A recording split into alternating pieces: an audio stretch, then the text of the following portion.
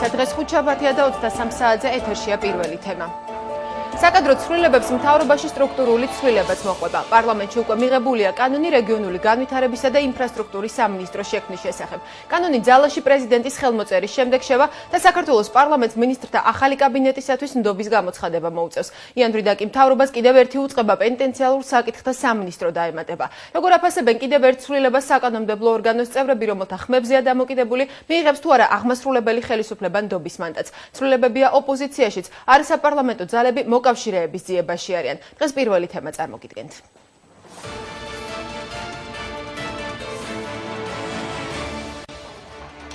სტრუქტურული ცვლილებების საკადრო გადაადგილების შემდეგ გალობლიშვილის კაბინეტში ახალი უწყებები იქმნება. დაუჭერს თუ არა ცვლილებებს მხარს საპარლამენტო ოპოზიცია და რა არგუმენტები აქვს უმრავლესობას. მეათეჯერ შემოდის ნდობის მოსაპოვებლად საქართველოს მთავრობა არასრული 5 წლის მანძილზე საქართველოს პარლამენტში. ცვლილებები იყო საჭირო და მითქვა რომ ახალი ხალხია საჭირო. როგორ გაართმევენ თავს მინისტრობას საკმაოდ რთულ პერიოდში, მაგრამ ყველაფერს გვანახავს დრო. როგორ აფასებენ პარლამენტში საკადრო და სტრუქტურულ ცვლილებებს, რამდენიმე წუთში დებატები გია ცაგარეიშვილი, პავლე კუბლაშვილი პირველი თემის პირველ ბლოკში. ლევან გაჩეჩილაძისა და ირაკლი ოქრუაშვილის კონსულტაციები პარიზში. იქნება თუ არა ახალი ოპოზიციური ალიანსები, ვისთან და რა პირობებით აწარმოებენ მოლაპარაკებებს ეროვნულ საბჭოში შემავალი პარტიები. პირველი თემის შეკითხვებს ლევან გაჩეჩილაძე პასუხობს.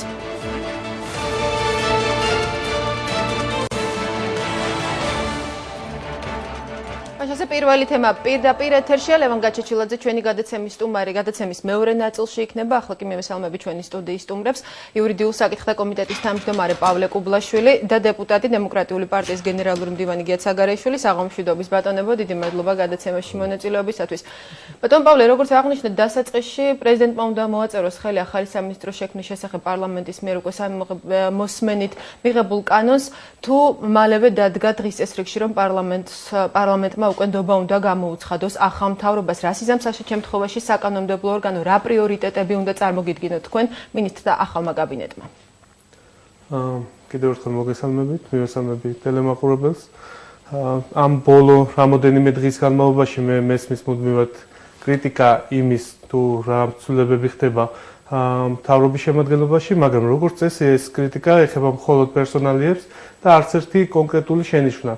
იმ გეგმებთან დაკავშირებით, რაც უნდა კონდეთ და აქვთ ახალ მინისტრებს, ჯერჯერობით არ მომისმენთ. არ აქვთ კრიტიკოსებს, კრიტიკის საფუძველი ბატონო. არის ძალიან ბევრი საკითხი, რომელთან დაკავშირებითაც ახალ მინისტრებს ბუნებრივია ექნებათ თავიანთი პოზიციები და დღეს მე ვფიქრობ, რომ ჩვენ საზოგადოებას გაცილებით უფრო მეტად დაინტერესებს თუ რა ღონისძიებები იქნება გატარებული სიღარიბის დაზრდელად, რა ღონისძიებები იქნება გატარებული სოციალური ფონის გასაუმჯობესებლად. იგივე, როდესაც ვსაუბრობთ განათლების სისტემაში ახალ მინისტრზე, რომლის კანდიდატურაზეც მე შემიძლია ვთქვა, რომ თავის პოლიტიკური წონის მიხედვით ეს არის ერთ-ერთი ყველაზე გამორჩეული კანდიდატურა. აქ საუბარი არის კონკრეტულად იმაზე, თუ სად მუშაობდა მანამდე ბატონი გვარამია, მაგრამ არავინ არ საუბრობს იმაზე, რომ მისი მთავარი მიზნები და მთავარი გეგმები უკავშირდება მასწავლებლების ხელფასების და უკავშირდება სკოლებში პირობების გაუმჯობესებას. მე ვფიქრობ, რომ საზოგადოებას გაცილებით მეტი ინფორმაცია უნდა მივაწოდოს. სანამ დასახელდებოდნენ ახალი კანდიდატები, ისინი თავად ამბობენ, რომ წინა საღამოს, ანუ უკეთეს შემთხვევაში წინა დღეს მიიღეს ეს გადაწყვეტილება მთავრობის შეთავაზების შემდეგ. ელით თქვენ დეპუტატები, რომ მათ ექნებათ მკვეთრად ჩამოყალიბებული ამ დარგის თუ ამ მიმართულების განვითარების გეგმა. მე დარწმუნებული ვარ, რომ უახლოესი რამოდენიმე კვირის განმავლობაში პარლამენტში იქნება მსჯელობა სწორედ ამ საკითხებთან დაკავშირებით. ყველა მინისტრი წარდგება შესაბამისი კომიტეტის წინაშე კონკრეტული გეგმებით, სამომავლო იმ გეგმებით, რომელიც უკავშირდება ისევ და ისევ სიღარიბის დაძლევას, სოციალური ფონის გაუმჯობესებას, იმ ამოცანების გადაჭრას, რაც დღეს პრიორიტეტულია ქვეყანაში და პირველ რიგში ჩვენი კითხვები უნდა შეეხებოდეს იმას, თუ რამდენად შეძლებენ ეს მინისტრები რიგითი მოქალაქეების მდგომარეობების გაუმჯობესებას. ანუ თქვენ ვერ ხედავთ კრიტიკის საფუძველს იმ კრიტიკისა, რომელიც კრიტიკის საფუძველი შეიძლება იყოს მხოლოდ გეგმები და ის თუ რამდენად ეფექტურად ხორციელდება ის გეგმები, რაც ის ამოცანები რამდენად ეფექტურად გადაიჭრება, რომელიც მთავრობის წინაშე დგას. მე არ მიმაჩნია სწორად კრიტიკა მანამდე, ვიდრე გეგმებთან დაკავშირებით კონკრეტული ინფორმაციები ჩვენ ოპონენტებს არის. ბატონო, ერთ-ერთი მწვავე კრიტიკული შენიშვნა, ვინც გამოთქვა მწვავე კრიტიკული შენიშვნა, ერთ-ერთი იყავით თქვენ დეპუტატებიდან საპარლამენტო უმცირესობის წევრებისგან. რა გაცნობთ ასეთი მწვავე კრიტიკის საფუძველს იქნება მართლაც გეგმა, რომელსაც წარმოადგენენ ახალი მინისტრები, თუ კი დადგება ნდობის გამოცხადების საკითხი, იყოს აბსოლუტურად მისაღები. სანამდე გეგმებზე ვილაპარაკებთ, მანამდე პრინციპზე უნდა ვილაპარაკოთ, მთავრობის ფორმირების წესსა და პრინციპზე, რაც ჩემის აზრით ამ შემთხვევაში აბსოლუტურად უგუელყოფილია. მე ხაზი გავუსვი იმას, როცა ჩემ კრიტიკულ ასს გამოთქვამდი, რომ ბოლო არასრული 5 წლის მანძილზე 10 ჯერ იყო ნდობის საკითხი დაყენებული პარლამენტში მთავრობის. 10 ჯერ წარმოიდგინეთ, ყოველ 5 თვეში ერთხელ ფაქტიურად შემოდიოდა ნდობაზე მთავრობა. თქვენ არც ერთხელ არ მიიღიათ ამ პროცესში მონაწილეობა? მე მიმიღია ყველა პროცესში და არც ერთხელ ნდობა არ გამომიცხადებია მთავრობისთვის. და ეს რაც შეეხება ამ პროცესს, გარდა ამისა დაახლოებით 35-ჯერ თუ 37-ჯერ, ზუსტად არ მახსოვს, გამოიცვალა მინისტრი, ესა თუ ის მინისტრი, ზოგჯერ რამდენჯერმე გამოიცვალა ერთ და იგივე თანამდებობის პირი და მეცაც გეტყვით თვეში ერთ და იგივე ადამიანი 2-ჯერ 3-ჯერ მიდიოდა ერთ თანამდებობიდან მეორე თანამდებობაზე, რომელ პროგრამაზე აქვს საუბარი, რომ წარმოადგინოს ადამიანმა, თქვა წარმოადგინა ბატონო ვაშაძემ რაღაცა პროგრამა, როცა მივიდა კულტურის სამინისტროში და მას დაეწყო მუშაობა ამ პროგრამის შესრულებაზე. უცბად 27 დღეში მას მოჰკიდეს ხელი და მან თვითონ არ დამალა ეს განცვიფრება და თქვა რომ მე უბრალოდ განცვიფრებული ვარო, ისეთი რაღაც დავემართაო. საერთოდ ჩვენ მთავრობას სამწუხაროდ დასჭირდა ან ღამე ამ მოვლენის გამოცხადება გვიანღამე ან ძალიან დილას ადრიანად. ან ადამიანმა ღამე უნდა გაიგოს ესე მეხის გავარდნასავით ეს ამბავი ახალი და ან კიდევ დილას როცა გათენდება სადღაც 9 საათზე. ბატონო, როგორ წესი თქვენ აღნიშნეთ კიდეც ოპოზიცია არ მონაწილეობს ამ პროცესში, თითქმის არასოდეს და ალბათ არც ასეთ შემთხვევაში იქნება გამონაკლისი. რა უფრო მიუღებელია თქვენთვის ის წესი, ის პრინციპი, რომ ასე ხშირად იცვლება მთავრობის შემადგენლობა სხვადასხვა მინისტრები თუ კონკრეტულად კადრებზეა პრობლემა? კადრების მიმართაც იყო კრიტიკული გამონათქვამები და საკმაოდ მწვავე. რა თქმა უნდა, ერთის და მეორეც. ეს ხო ქვეყანაში რაღაც არასტაბილურობის, არამდგრადობის ელემენტს აჩენს. როგორც არ უნდა ამტკიცო საწინააღმდეგო ჩემო ოპონენტებმა, ეს ნამდვილად ასეა. როცა მუდმივად მინისტრი, თანამდებობის პირი, მისი მოადგილეები, აი მაგალითად რა განცხადება იყოს, სად რა შეჯდება საერთოდ, როცა საგარეო საქმეთა მინისტრი ჯერ დანიშნული არ არის და ამბობს, რომ ყველა ელჩი უნდა გადადგესო. ან ეკონომიკის მინისტრი ჯერ მისული არ არის სამინისტროში, ამბობს, რომ ყველა საქვეუწყებო დაწესებულის ხელმძღვანელმა. სხვათა შორის ელჩებზე დღეს თქვენს გააკეთეთ განცხადება და აღნიშნეთ, რომ სულ რამდენიმე დიპლომატიური მისიის ხელმძღვანელის გარდა თითქმის ყველა ელჩი უკან არის დასაბრუნებელი. გასაგებია, მე გავაკეთე განცხადება ეხებოდა სულ სხვა ფაქტს, ეს არის ის პროპაგანდისტული ომი, რომელშიც ჩვენ ფაქტობრივად მარცხდებით. და ამ ბრძოლის წინა ხაზზე არიან დიპლომატები, რომლებიც ჩემის აზრით, ეს ჩემი სუბიექტური მოსაზრება არის, ფაქტობრივად ვერაფერს ან არაფერს არ აკეთებენ იმისთვის, რომ რაღაცა დაიძლიოს ეს უზარმაზარი საშინელი პროპაგანდა, რომელიც აზვირთებულია ევროპულ მედიაში, ამერიკულ მედიაში. მე კრიტიკის ობიექტი გავხადე ის დიპლომატები, რომლებიც ფაქტობრივად არაფერს არ აკეთებენ. მე არც ერთი პრესკონფერენცია არ მინახია, არსად, ფაქტიურად არსად, არც ერთი ელჩის, რომელიც გამოეხმაურება გერმანულ, იტალიურ, ესპანურ, ბრიტანულ, ამერიკულ მედიაში გამოქვეყნებულ ამ ვაკხანალიას, არც ერთი სამწუხაროდ. თქვენ თავად, როგორც პარლამენტის წევრს, უმრავლესობის წევრს და იურიდიული კომიტეტის თავმჯდომარეს, თქვენ თუ გაგიჩნდათ კითხვა, რატომ გახდა ასე სასწრაფოდ ელჩების გამოწვევის გადაწყვეტილება მიღებული? ფაქტობრივად ეს გახმაურდა მაშინ, როგორც კი გრიგოლ ვაშაძე წარადგინეს მინისტრის კანდიდატად. ის რომ ცვლილებები იქნებოდა სამინისტროებში, ამასთან დაკავშირებით ახალმა პრემიერ-მინისტრმა გალუბლიშვილმა ეს განცხადება გააკეთა ჯერ კიდევ მისი დამტკიცების დროს.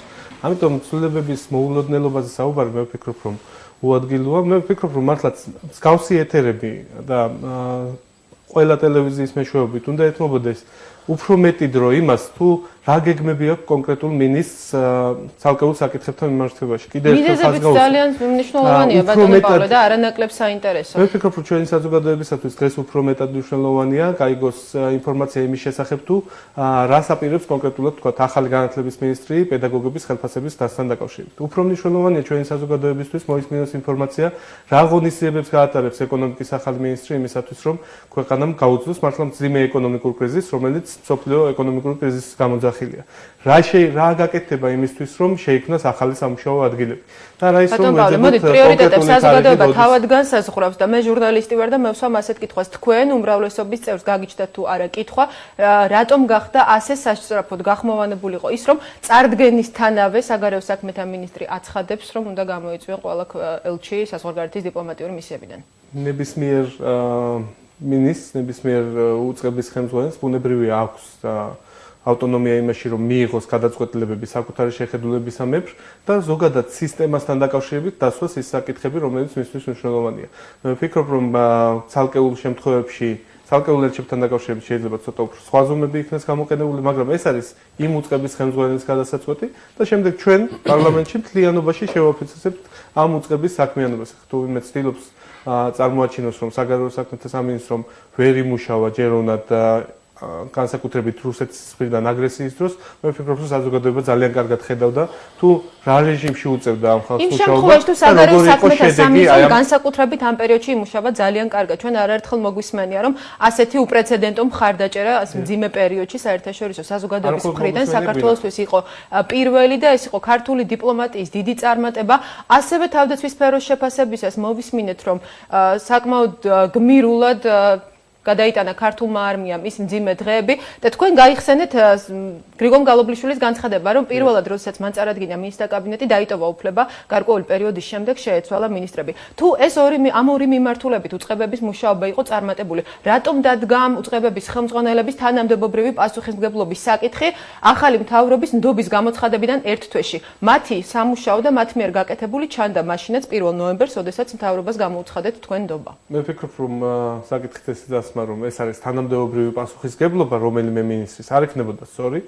გუნდში გადახალისებები ყოველთვის ხდება, მათ შორის მით უმეტეს, როდესაც ახალი გუნდის ლიდერი მოდის პრემიერ-მინისტრის სახით, მე სამთავრობო გუნდს გულისხმობ და შესაბამისად ეს ცვლილებებიც შეიძლება რომ ამ ფონზე ლოგიკურად მივიჩნიოთ. ეს არამხოლოდ არნიშნავს იმას, რომ რომელიმე უწყებაში იყო ისეთი ხარვეზები, რომლის გამოც რაღაც კაცრი შეფასებები უნდა დაემსახურებინა ან ერთ ან მეორე სამინისტროს. ვფიქრობ, რომ ცვლილებები გამომდინარეობს იმ გამოწვევებიდან, რაც ქვეყნის წინაშე დგას, ამა თუ იმ მომენტში მისი განვითარების, აქედან გამომდინარე ვფიქრობ, რომ მთავრობამ, როგორც ერთიანმა გუნდმა, უნდა უპასუხოს ყველა გამოწვევას, მათ შორის პირველ რიგში, რა თქმა უნდა, იმ სოციალური პრობლემების გადაჭრის კუთხით, რაც ქვეყანაში დგას. ბატონ გია, თქვენ როგორ ფიქრობთ, რატომ დადგა საკითხი ახლა დღის წესრიგში, რომ თანამდებობიდან გათავისუფლებულიყვნენ აქამდე მოქმედი თავდაცვა და საგარეო უწყებების ხელმძღვანელები? ხომ არ გახდა ამის ერთ-ერთი მიზეზი დროებითი კომისიის მუშაობის დასრულება? ასეთი მოსაზრებაც გამოითქვა პარლამენტში. არ გამორიცხავ, რომ ის ასეც იყოს, რა თქმა უნდა, მაშინ არის რაღაც მარცვალი ჭეშმარიტებისა. კომისიის ხდომაზე დაბარებული იყო როგორც ერთი უწყების ხელმძღვანელი, ისე მეორე უწყების ხელმძღვანელი. დაისვა ძალიან ბევრი შეკითხვა.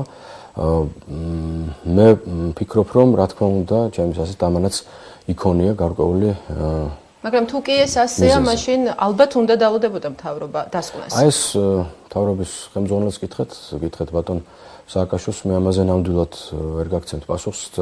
ხშირ შემთხვევაში არავითარი ლოგიკას არ ექვემდებარება ძალიან ბევრი გადაწყვეტილება უმაღლესი თანამდებობის პირების საქართველოში.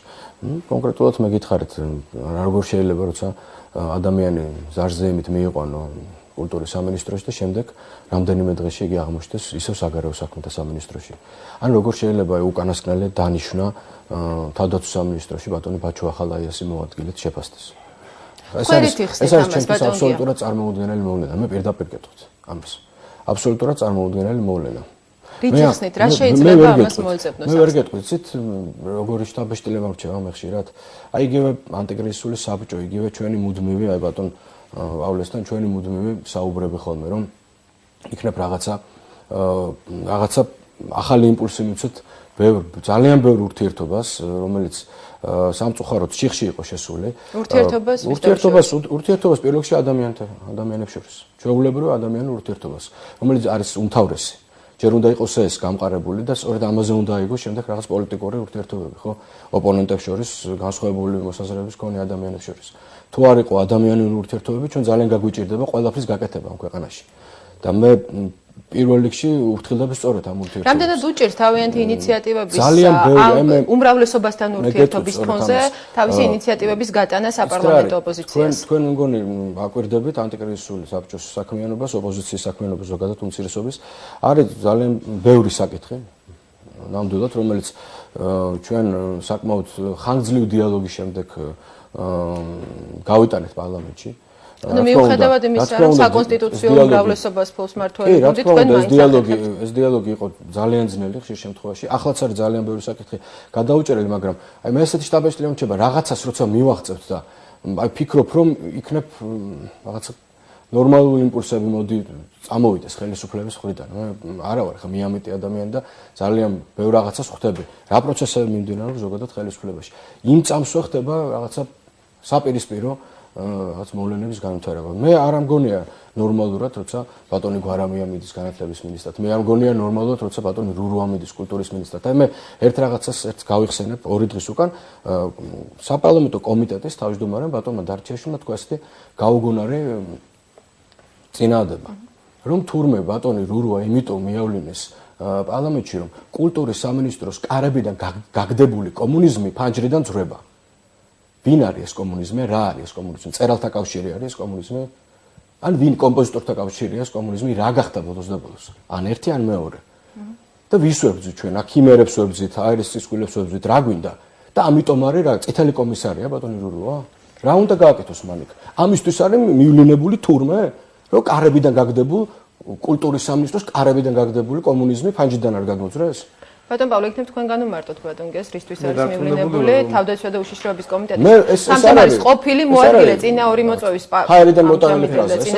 პარლამენტში კულტურის სამინისტროში. ეს საკადრო გადაადგილება ცვლილება იყო ყველაზე ისეთი ცვლილება, რომელსაც მოყვა ძალიან და ეს დაგვირგვინდა ბაჩუახალაიას მოადგილე დანიშნეს. უფრო სწორი ვიქნებით თუ ვიტყვედით, რომ მკვეთრად უარყოფითი შეფასება. აი თავდაცვის სამინისტროს აგითხრათ რა.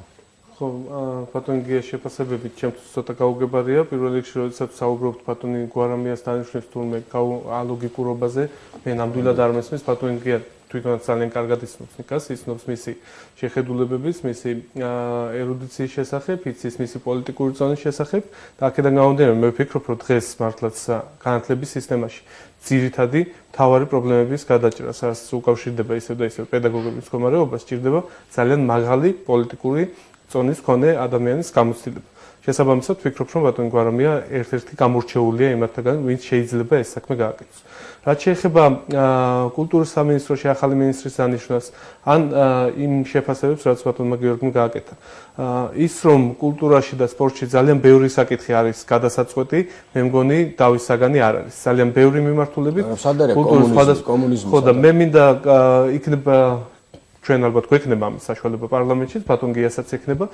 ჯერ იქნებ მოვისმინოთ იმ გეგმების შესახებ, რაც თვითონ კულტურის მინისტრს გააჩნია. ჯერჯერობით რაც მე მოვისმინე ახალი კანდიდატისგან კულტურის მინისტრობის, ეს ეხება სწორედ ანალოგიური პრობლემების გადაჭრას კულტურის ნებისმიერ სფეროში. იქნება ეს დაფინანსების პრობლემა, იქნება ეს ძეგლების დაცვის იქნება პრობლემა. შტაბ-ეჭვდილება, როდესაც საუბრობთ, თუ თქვენ პრიორიტეტებს მოისმენთ, ავტომატურად დაამტკიცებს პარლამენტი მინისტრთა კაბინეტს. ბატონ მაგიამ სტატისტიკაც მოიყვანა, მაგალითად, ალბათ ძიმეს რომ მაგასწიეთ ბატონ გია საკმაოდ რთული იქნებოდა ამის დათვლა. ძიმეს რომ მე შესაბამის სამსახურს თხოვე პარლამენტის და ეს საჯარო ინფორმაცია ეს ერთ წუთში იყო. ფაქტობრივად, როდესაც დგებოდა პარლამენტში ახალი მთავრობისათვის ნდობის გამოცხადების საკითხი, თავად უმრავლესობის წევრების მხრიდან კრიტიკული და თუ შეიძლება ასე დავარქვათ, ჩამჭრელი შეკითხვები მინისტრობის კანდიდატების მიმართ არ დასმულა და ფაქტობრივად არ ყოფილა შემთხვევა, რომ ნდობა არ გამოცხადებინოს პარლამენტს. ძალიან ბევრი კითხვა, რომელიც შეიძლება არ ისმება საპარლამენტო პლენარული სესიის დროს, ეს არის ის კითხვები, რომელზეც ფრაქციასთან შეხვედრების დროს ესმება პასუხი და საბოლოო ჯამში მე ვფიქრობ, რომ ჩვენ სამთავრობო გუნდთან ერთად გვაფასებს საზოგადოება, როგორც მთავრობის საქმიანობას, ისე პარლამენტის უმრავლესობის საქმიანობას. ამიტომ აქ რაღაც გაუგებრობა მე მგონი არ არის, როდესაც საპარლამენტო უმრავლესობა არის ერთიანი ძლიერი გუნდით წარმოდგენილი, ასევე შეიძლება მიიღოს გადაწყვეტილებები კონკრეტულ პერსონალიებთან დაკავშირებით იგივე მთავრობაში. ამიტომ მე მართლა გაუგებარია, როგორ შეიძლება შეაფასო კანდიდატურა თუ არ იცნობ მის გეგმებს ამა თუ იმ საკითხთან დაკავშირებით. ამიტომ არის ეს კრიტიკა ცოტა გაუგებარი ჩემთვის. ბატონო პავლე, როცა ტაბლოზე როცა არის კენჭისხრა, თითქმის ერთხმა დამტკიცებს საპარლამენტო უმრავლესობა. თუ არის მოწინააღმდეგე ერთი დაუშვათ, მე გვესმის რომ ეს იყო უბრალოდ ტექნიკური შეცდომა. როდესაც ერთიანი გუნდი არის შეჯერებული მთავრობის შემადგენლობასთან დაკავშირებით, ამის შემდეგ ბუნებრივია კენჭისხრის შედეგები იქნება ისეთი, როგორც თქვენ ბრძანეთ. და კიდე ერთი არ შემიძლია რომ ხაზი არ გაუსვა ბატონო მაგიამ რამოდენიმეჯერ ახსენა ბაჩო ახალაიას თავდაცვის სამინისტროში დანიშნვასთან დაკავშირებით და თითქოს ისე წარმოსახა რომ რაღაც ძალიან ცუდი ხდებოდა სასჯელ აღსრულების დაწესებულებად სისტემაში ამ ადამიანის მისვლის შემდეგ. თავარი რაც ხდებოდა ბატონო გია. სასჯელ აღსრულების სისტემაში ამ ადამიანის მისვლის შემდეგ ეს იყო კრიმინალური სამყაროს წინააღმდეგ ბრძოლა და ის რომ დღეს ჩვენ შეგვიძლია ვთქვათ რომ კრიმინალური ავტორიტეტები რეალურად ვეღარ მართავენ სიტუაციას ქვეყანაში როგორც ეს იყო რამოდენიმე წლის წინ, ამაში ერთ-ერთი მნიშვნელოვანი როლი შეასრულა ბაჩო ახალაია. მაგრამ სად იქნება ბატუ ქუთელია, რომელიც ამ ხნის განმავლობაში მუდმივად მუშაობდა თავდაცვის სამინისტროში, აკეთებდა თავის საქმეს, დასახელდა პირველად მინისტრის მოვალეობის შემსრულებლად და დღეს მე არა მაქვს ეს ინფორმაცია ბატუ ქუთელიას დღევანდელი ასე ვთქვათ თანამდებობის შესახებ, თუმცა მე დარწმუნებული ვარ რომ ის თავდაცვის სამინისტროში სისტემაში დარჩება და სავარაუდოდ ისე მოადგილის რანგში, რამდენადაც ჩემთვის ცნობილია, თუმცა თუ რაიმე სხვა გადაწყვეტილება იქნება მიღებული, ამაზე თვითონ ბატონ ქუთელიას და თვითონ თავდაცვის ახალი მინისტრიც ალბათ გააკეთებენ შესაბამის განცხადება. ბატონ გია, თქვენ აცხადებთ რომ ცდილობთ დიალოგს საპარლამენტო უმრავლესობის წევრებთან, ეს არის რთული დიალოგი, მაგრამ გარკვეული შედეგი მიიღწევა ხოლმე. რა შედეგს ხედავთ თქვენ ამ ხნის განმავლობაში? თქვენი ყოფილი თანაგუნდელები თქვენს პარლამენტში წასვლას უწოდებდნენ და უწოდებენ კიდეც შეცდომას. თქვენ მიეგაჩნიათ თუ არა ეს შეცდომა და აღმოჩნდა თუ არა თქვენი გადაწყვეტილების განხორციელება ძალიან რთული? ხო, მე ამაზე ბევრჯერ და ხშირად მისაუბრია. თუ გნებავთ დავუთმოთ თქვენი ეთერის ძვირფასი წუთები ამ თემას. მე კი პირიქით მიმაჩნია. ნამდვილად ეს იყო შეცდომა ამ ადამიანების მხრიდან. და დარწმუნებული ვარ ძალიან ბევრი ამ შეცდომას ახლა ინანიებს. ძალიან წარეთაც. თქვენს ნაბიჯზე გეკითხებით. ხო, არა, მე ჩემ ნაბიჯზე გეუნებით, სწორედ.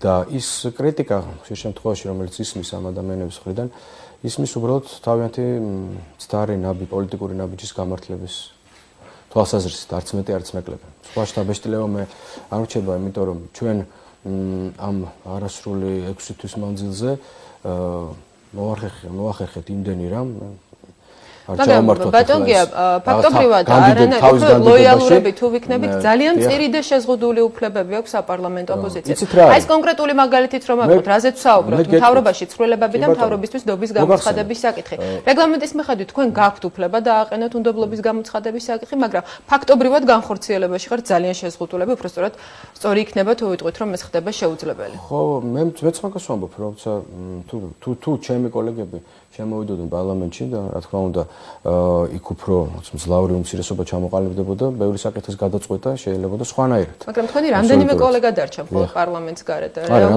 რამდენიმე არ დარჩა, ეს არის 10-ზე მეტი ადამიანი, თუ დაუმატებთ ამ რაოდენობას ლეიბორისტებს, ეს გამოდის დაახლოებით 16 ადამიანი, მე მინდა გითხრათ პროცენტულად შევადაროთ წინა მოწვევის პარლამენტში 235 დეპუტატში. ჩვენ ვიყავით ხოლმე 17 დეპუტატი თავიდან, ოპოზიციის წარმომადგენელი რაც იყო დაახლოებით 7% საერთო რაოდენობიდან, ახლა იყო დაახლოებით 23%. მე ვამბობ რომ ეს მოახდენდა გავლენას ეს წარმომადგენლობა პარლამენტის გადაწყვეტილებებზე. მე დარწმუნებული ვარ ეს აბსოლუტურად თვისობრივად შეცვლიდა ძალთა განლაგებას ამ მოწვევის პარლამენტში. თვისობრივად და ხარისხობრივადაც, იმიტომ რომ ნებისმიერი ადამიანი რომელიც არ შემოვიდა პარლამენტში, უკვე შემდგარი პოლიტიკოსი იყო, ისინი არ იყვნენ ადამიანები, რომლებიც გუშინ მოვიდნენ პოლიტიკაში, ამიტომ მათ რა თქმა უნდა ამ თვალსაზრისით გაუადვილდებოდათ პარლამენტში მოღვაწეობა. რაც შეეხება იმ მიღწევებს, მე ხა არ დავკავდები მათ ჩემი თავის რეკლამირებით, მაგრამ ჩვენ ამ 5 თვეში შევძველით ბევრად უფრო მეტი, ვიდრე მე პირადად შევძველი წინა მოწვევის პარლამენტში 4 წლის მანძილზე. ამას გეუბნებით სრული პასუხისმგებლობით. თუ გინდათ ჩამოვთვალოთ, მოდით, უცბათად. ძალიან შევწაგვიყვანთ. ბატონ პავლეს ერთ რამდენიმე წამს წავართმევ. მე ხა ნამდვილად არ დავიწყებ ჩამოთვლას ჩვენი მიღწევებისა, მაგრამ მინდა გითხრათ ეს იყო ძალიან რთული. რა თქმა უნდა რთული და მე ვიცოდი რომ საკმაოდ რთული იქნებოდა. ანუ თქვენ სიძნელეებს არ შეუშინდით? ბატონო? სიძნელეებს არ შეუშინდით? რა თქმა უნდა არ შეუშინდი და ერთსაც გეტყვით, ამასაც ვაღიარებ. ჩვენ ვიყენებთ ქვეყანაში შექმნილ პოლიტიკურ ვითარებას. მე საპარლამენტო უმცირესობას ვსაუბრობ. სწორედაც ვიყენებ და ძალიან ნოსტალგიურად, მეგონი ამაში ცუდი არაფერი არ არის. საუბარი დავიწყეთ საკადრო ცვლილებებით და მინდა ასეთი კითხვა დავსვა.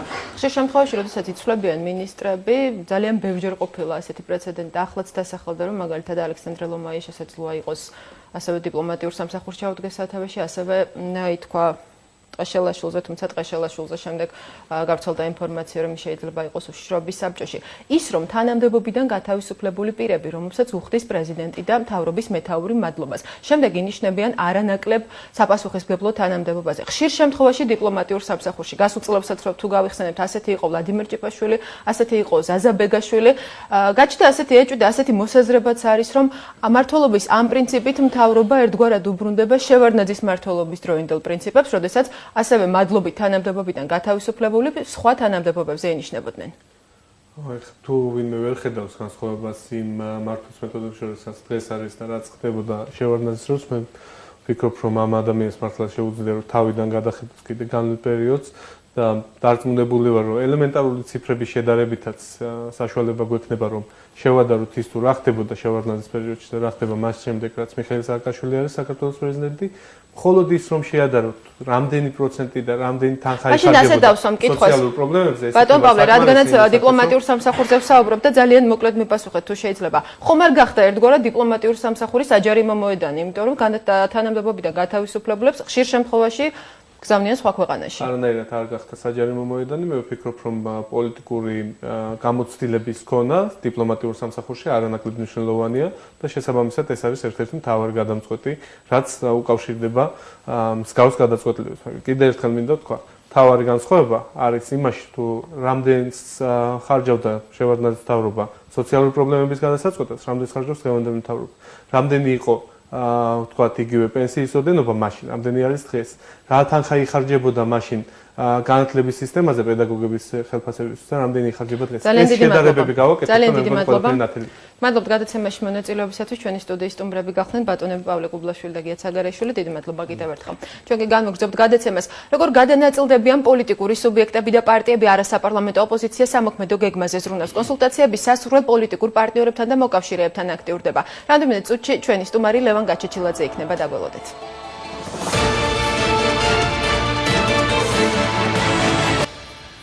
როგორ პირდაპირ ეთერში ვარ, ჩვენი სტუდიის სტუმარი ამჯერად გახლავთ ლევან გაჩეჩილაძე, საღამოშვიდობის ბატონ ლევან. ძალიან დიდი მადლობა გადაცემაში მონაწილეობისათვის. მადლობთ მოწვევისათვის. ბატონ ლევან, დღეს პრესაშიც დაიწერა, რომ თქვენ ბრძანდებოდით პარიზში და გქონდათ კონსულტაციები ირაკლი ოქრუაშვილთან. რითი უკავშირდება ირაკლი ოქრუაშვილი ოპოზიციის სამომავლო გეგმებს?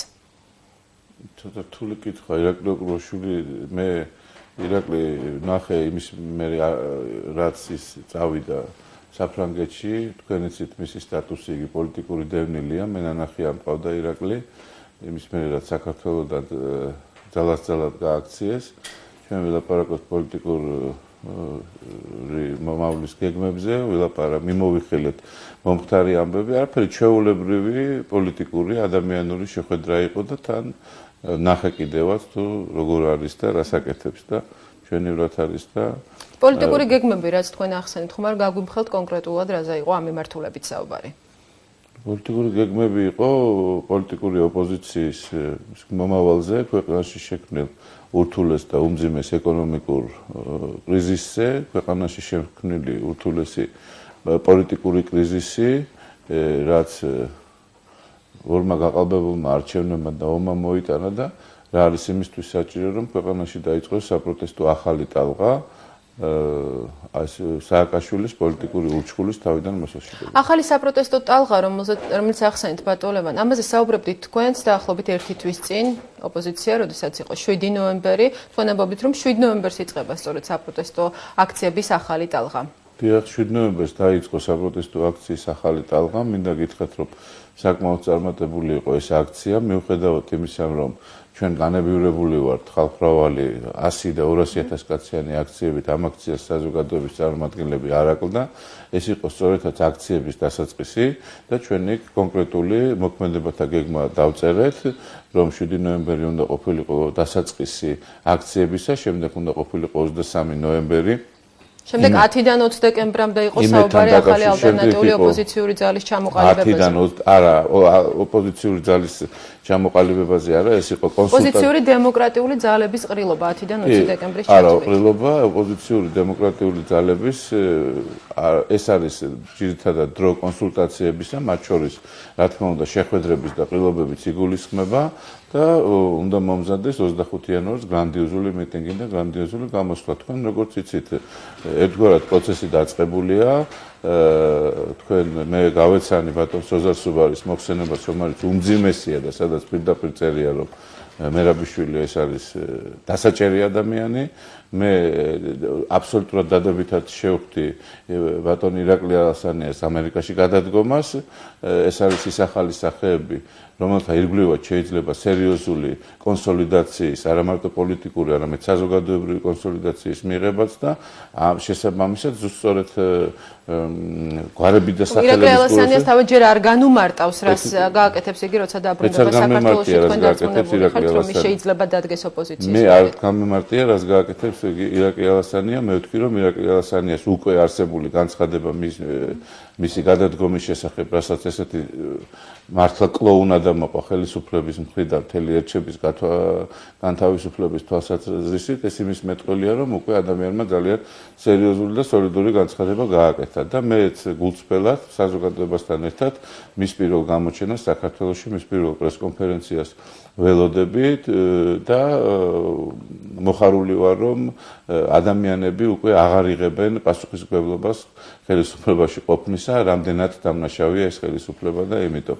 ოპოზიციაში შიგნით პოლიტიკური კონსულტაციები გრძელდება და მე ყველაფერს ვაკეთებ პრაქტიკულად ჩემი დროის 100% უთმობ იმას, რომ მოხდეს საერთო სახალხო კონსოლიდაცია, არა მარტო ოპოზიციური პარტიების, არამედ მთელი საზოგადოების კონსოლიდაცია კრიმინალური ხელისუფლების თავიდან მოსაშორებით. როგორ წარმოგიდგენიათ მოხდეს ეს კონსოლიდაცია? თქვენ თავად გაიხსენეთ 7 ნოემბრის მიტინგი და გაიხსენეთ ჩარშანდელი მიტინგები, ეს პარალელს თუ გავავლეთ თქვენ დამერწმუნებით, რომ მაშინ არ იყო იმდენი მხარდამჭერი 7 ნოემბრის მიტინგზე, როგორც ეს იყო შარშან ნოემბერში, შარშან იანვარში, შემდეგ sapparlamento არჩევნების დროს. ხომ არ განიცადა ერთგვარად თქვენმა მხარდამჭერმა იმედგაცრუება თავად ოპოზიციის მიერ არჩეული ტაქტიკიდან გამომდინარე?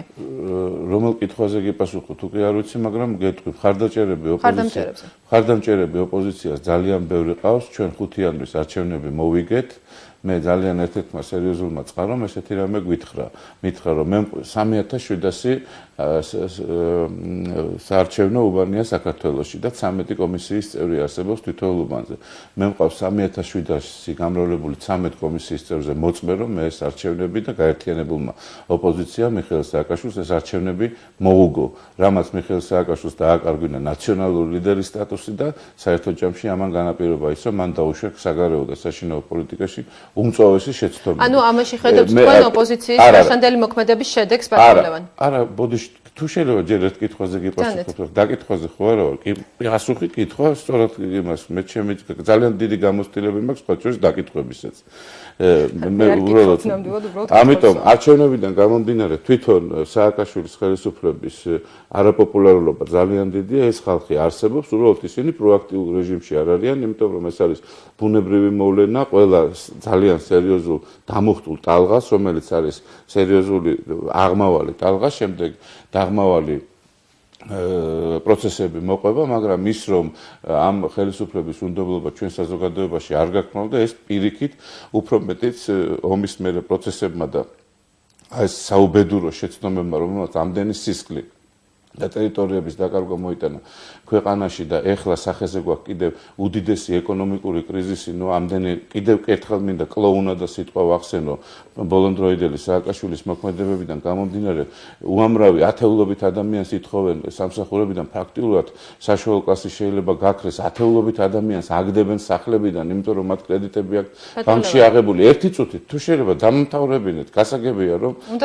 საზოგადოებამ უნდა თუ დამიძახეთ რა რომ გაიგოს ჩემი აზრები საზოგადოებამ, უნდა გაიგოს საზოგადოებამ, თქვენი აზრები, მაგრამ დაწყებულია, ინფლაციური პროცესები ხო დაწყებულია, გაზის, ესე იგი, თელმა სამგორის რაიონმა დამირეკა და ესე იგი, ახალი ეგრეთ წოდებული დამცველების ძალით შესყიდვა მიდის საზოგადოებაზე, რომელსაც პრაქტიკულად ამისი ფული არ აქვს, ციხეში საუბედურო სიტუაცია და ხალხს სემენ და უმოწყალოდ იწერენ და აგერ გახმაურებული ამბავი როგორ დაიჭირეს ერთ-ერთი ადამიანი, რომელსაც დღეს მილიონს თხოვენ და წამლებს და იარაღებს უყრიან და კვლავ გრძელდება ეს პროცესი, ეს არის პროცესი, რომელსაც ისევ ქვია პოლიციური ძალისმიერი ხელისუფლების შენარჩუნების მცდელობა და მიდის კლოუნადა რომ ამ პროცესების გადასახადად. ეს არის ხელისუფლების მიერ დაშვებული შეცდომების თუ ოპოზიციის აქტიურობის შედეგი? ოპოზიციის აქტიურობის შედეგად ძალიან ბევრი კარგი რამ მოხდა ამ ქვეყანაში, თუნდაც ეს ბოლო ამინისტია რო ავიღოთ და ძალიან ბევრი ადამიანი იქნა ციხიდან გამოშვებული. მაგრამ ამაში შეიტანა თავისი წვლილი საპარლამენტო ოპოზიციას.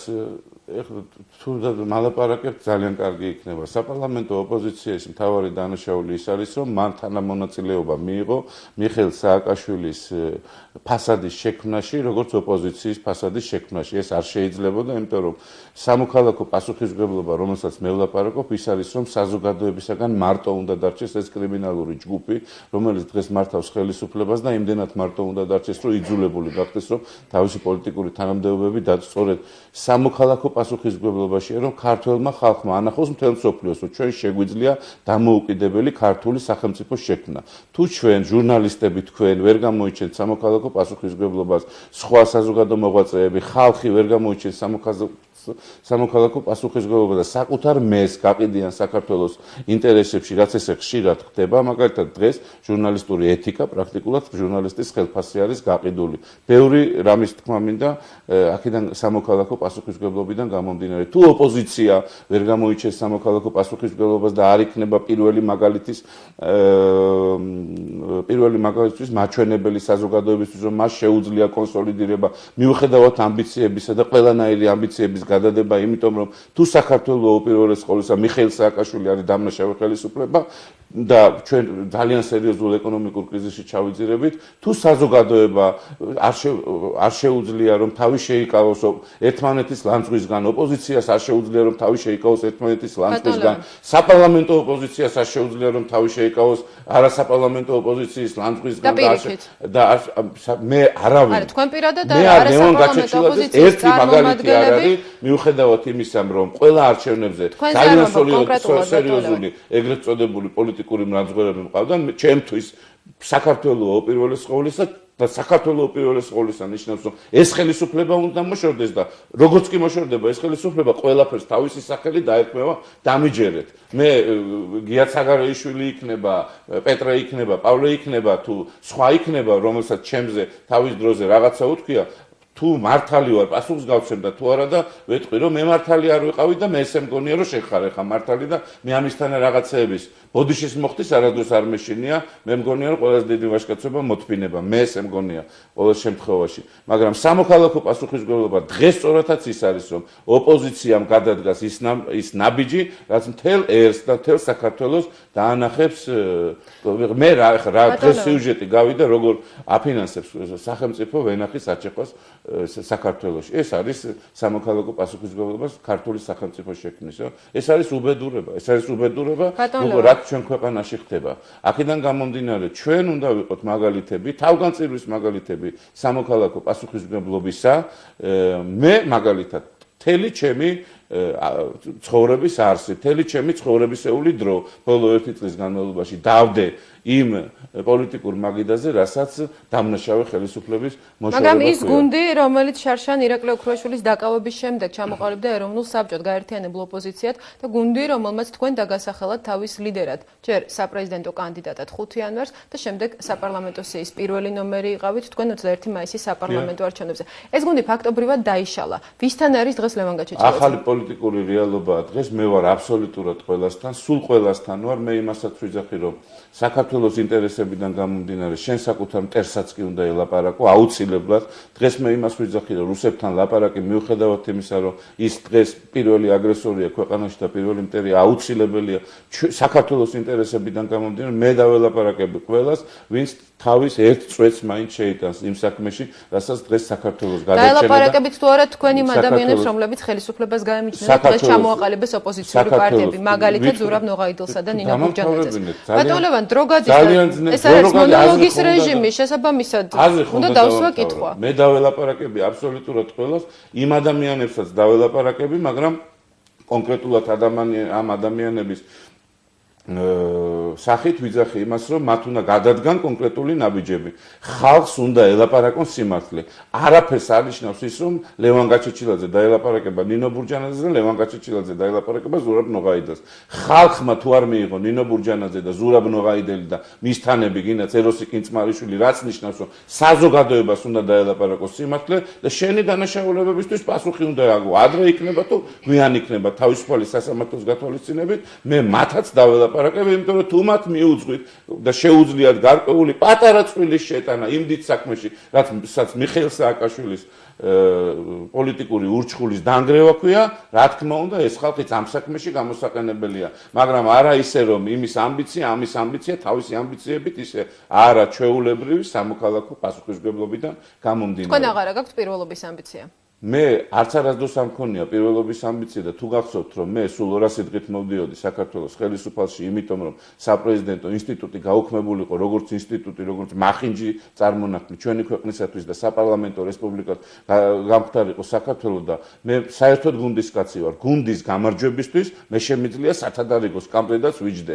მე ჩემი მორალური ღირსების საკითხები უფრო მაინტერესებს, ჩემი მომავალი ცხოვრებისათვის ვინემ კონკრეტული თანამდებობა და მინდა ერთი რამე გითხრათ, რომ მე არ მიმაჩნია, რომ ლიდერობა და გნებავ პრეზიდენტობა ეს არის პრივილეგია. დღეს ეს არის ყველაზე დიდი პასუხისმგებლობა, რომელსაც საკმაოდ სერიოზული, ძალიან დიდი ბეჭები ჭირდება როზიდო.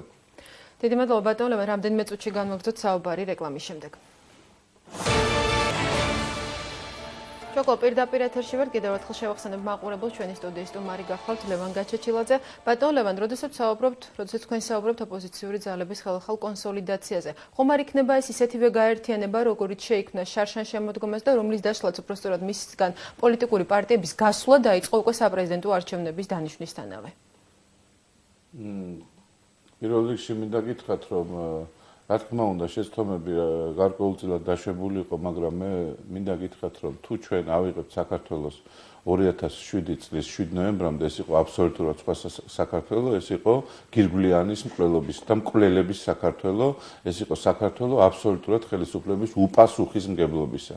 პოლიტიკურმა ოპოზიციამ მოახერხა ის, რომ ეს ხელისუფლება ძალიან დაასუსტა. მეცაც გეტყვით, დააჩაჩანაკა, ერთადერთი რაც პოლიტიკურ და თვითონაც დააჩაჩანაკა და დასუსტა. ეს იყო ძალიან ორი სერიოზული დიდი პოლიტიკური მანქანის შეჯახება, მაგრამ ეს იყო აბსოლუტურად არასამართლიანი და არაადეკვატური ბრძოლა, იმიტომ რომ ასეულობით მილიონები დაიხარჯა ხელისუფლების მხრიდან, იარაღიანი ხალხი იქნა გამოყენებული და მთელი პოლიციური ძალადობა ამ პოლიტიკურ დაჯახებაში პრაქტიკულად 40% ოპოზიციის აქტივისტების იყო დაჭერილი და ციხეში გაშვებული იმ დროს, როდესაც ოპოზიცია აი მართლაც ჭიშველი ხელებით, მაგრამ საზოგადოების დიდი მხარდაჭერით იბრძოდა.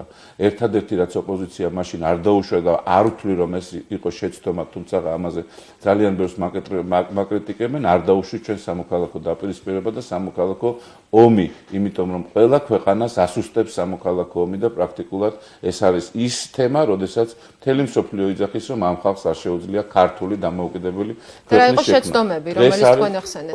შეცდომები იყო ის, რომ ჩვენ ყურადღება მივანიჭეთ არა ხარისხს, არამედ რაოდენობას და ხარისხისთვის თურმე უნდა მიგვენიჭა ყურადღება.